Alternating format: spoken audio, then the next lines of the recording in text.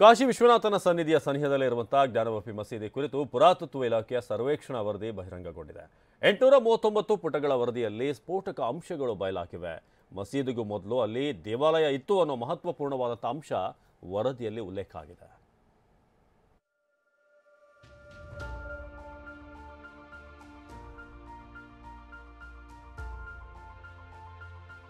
ಜ್ಞಾನವಾಪಿ ಮಸೀದಿಯ ಸ್ಫೋಟಕ ವರದಿ ಬಹಿರಂಗ.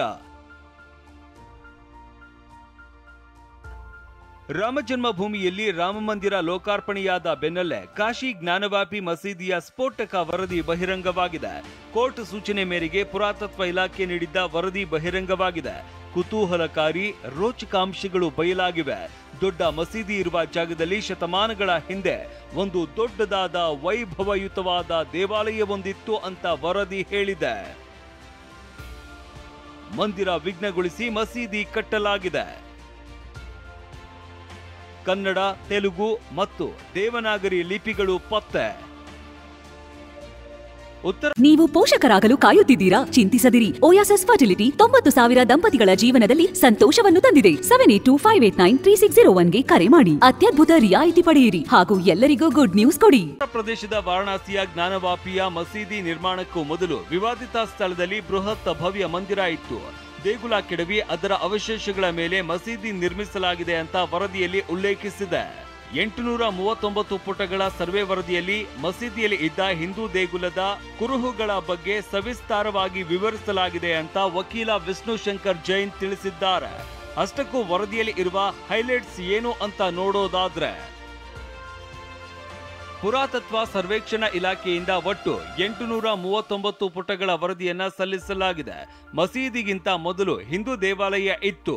ಸಮೀಕ್ಷೆ ವೇಳೆ 32 ಕಡೆ ದೇವಾಲಯದ ಪುರಾವೆಗಳು ಸಿಕ್ಕಿವೆ. ಮಸೀದಿ ಹಿಂದೆ ಹಿಂದೂ ದೇವಾಲಯವಿತ್ತು ಎಂದು ಗುರುತು ಲಭ್ಯವಾಗಿದೆ.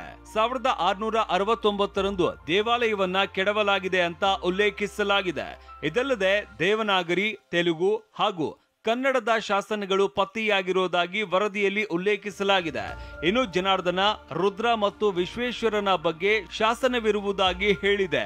ದೇವಾಲಯವನ್ನ ಕೆಡವಿದ ನಂತರ ದೇವಾಲಯದ ಕಂಬಗಳನ್ನ ಮಸೀದಿ ನಿರ್ಮಿಸುವುದಕ್ಕೆ ಬಳಕೆ ಮಾಡಿಕೊಳ್ಳಲಾಗಿದೆ. ಕಂಬಗಳಲ್ಲಿ ಹಿಂದೂ ದೇವರು ಮತ್ತು ದೇವತೆಗಳ ಪ್ರತಿಮೆಗಳಿವೆ.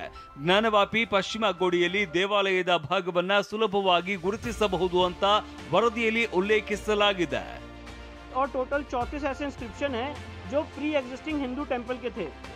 They include inscriptions in the Devanagari, Grantha, Telugu and Kannada scripts. Names of deities such as Janardana, Rudra and Umeshwara are found in these inscriptions. Court ಆದೇಶದಂತೆ ಎಎಸ್ಐ ಮಸೀದಿ ಆವರಣದಲ್ಲಿ ವೈಜ್ಞಾನಿಕ ಸರ್ವೆ ನಡೆಸಿದೆ. ಮಸೀದಿಯನ್ನ ಹಿಂದೆ ಇದ್ದ ದೇಗುಲದ ಕಂಬಗಳನ್ನ ಬಳಸಿಕೊಂಡು ನಿರ್ಮಿಸಲಾಗಿದೆ ಎಂಬ ಅಂಶವನ್ನ ವರದಿಯಲ್ಲಿ ಉಲ್ಲೇಖ ಮಾಡಲಾಗಿದೆ.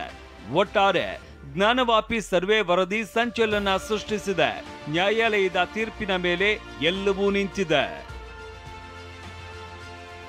ಹರೀಶ್, ಟಿವಿ9, ನವದೆಹಲಿ.